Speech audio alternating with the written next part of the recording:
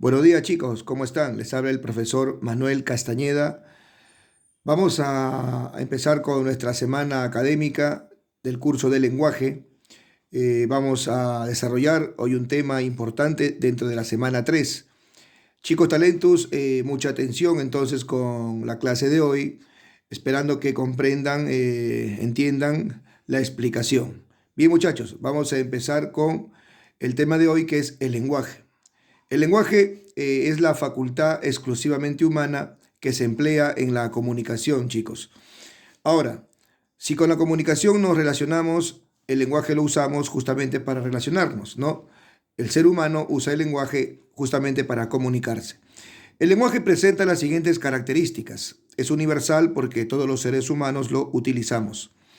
Es innato porque nacemos con él.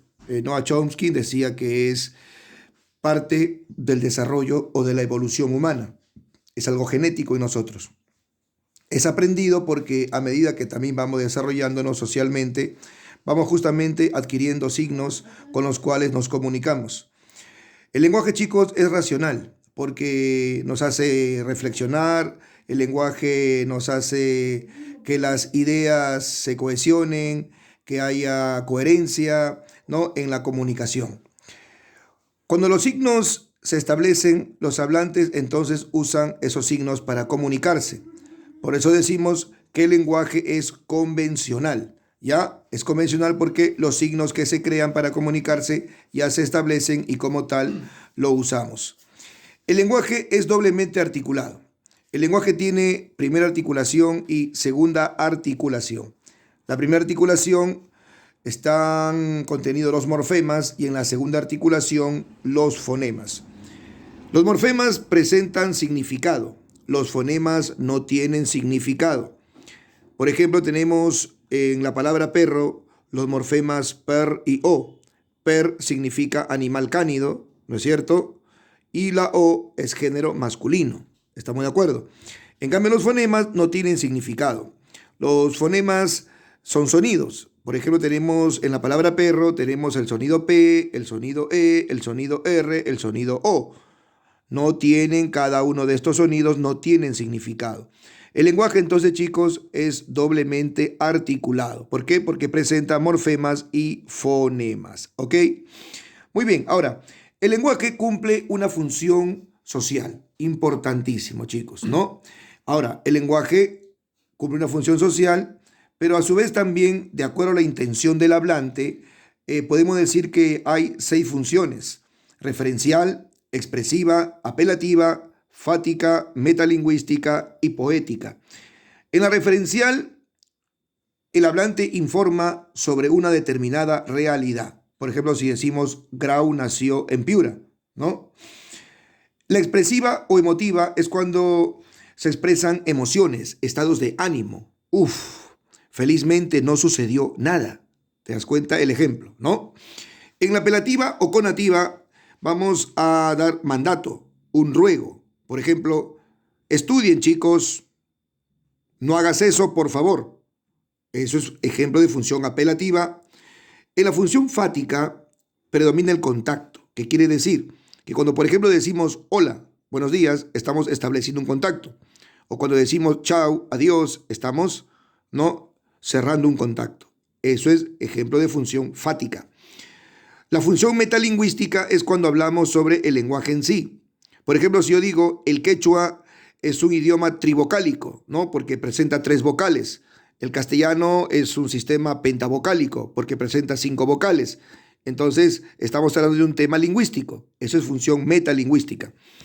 La función poética o estética, ¿no?, es un lenguaje artísticamente elaborado, ¿sí?, donde pueden aparecer los poemas, ¿no? Por ejemplo, puedo escribir los versos más tristes esta noche, escribir, por ejemplo, la noche está estrellada y tiritan azules los astros a lo lejos, etcétera, ¿no? O puede ser un refrán: a caballo regalado no se le mira el diente. Bien, son entonces las funciones del lenguaje, chicos. Ahora, el lenguaje y la comunicación tienen una estrecha relación. Por eso acá tenemos que explicar la relación entre las funciones del lenguaje y los elementos de la comunicación. A ver, chicos talentos, Las funciones referencial, expresiva, apelativa, fática, metalingüística y poética. Muy bien, la función referencial, dijimos, es cuando se informa algo sobre una realidad, o sea, cuando nos referimos a algo, o sea, al referente, ¿no? Esto que tú ves acá son los elementos de la comunicación. Entonces, la función referencial se asocia con un elemento de la comunicación llamado referente. La función expresiva, ¿qué dijimos? Muy bien, cuando se expresan estados de ánimo. ¿Quién es el que expresa estados de ánimo, chicos? Es el emisor. La función apelativa. La función apelativa es cuando mandamos, ordenamos. La pregunta es, ¿a quién se manda? ¿A quién se ordena? Pues bien, al receptor. La función fática. Dijimos que cuando establecemos un contacto. Yo tengo una pregunta. En la comunicación, ¿cuál es ese elemento llamado contacto? Muy bien, canal. Por lo tanto, la función fática se relaciona con el canal. La función metalingüística, hemos dicho cuando hablamos de temas lingüísticos, ¿no? Puede ser del lenguaje en sí. Ahora, la función metalingüística se relaciona con el código, ¿sí? Con el código. Y luego la función poética, habíamos dicho que son poemas, refranes, etc. Y ustedes saben que los poemas, los refranes, siempre tienen un mensaje. Entonces, observa bien el cuadro, función referencial con el referente, la expresiva con el emisor, la apelativa con el receptor, la fática con el canal, la función metalingüística con el código y la función poética con el mensaje. ¿Ok, chicos? Entonces, la explicación de hoy, semana 3, ha sido pues acerca del lenguaje, su definición, sus características, sus funciones y qué relación tiene el lenguaje con la comunicación.